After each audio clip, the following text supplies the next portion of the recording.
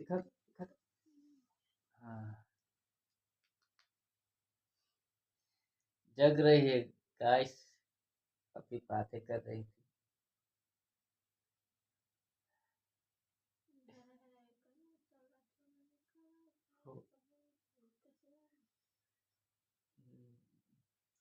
और इधर देख लीजिएगा, पीस जम चुका है।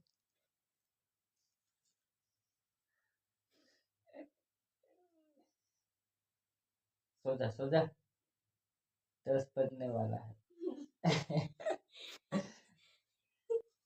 तो अनिता को थोड़ा सा पेट में दर्द हो रहा है।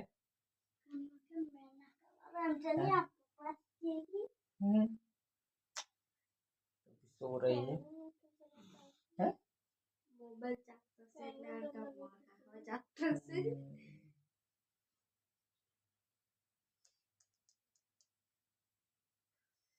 तो गाइस, ब्लॉग को यहाँ पे रख देते हैं और मिलते हैं नेक्स्ट ब्लॉग में। तब तक के लिए टाटा।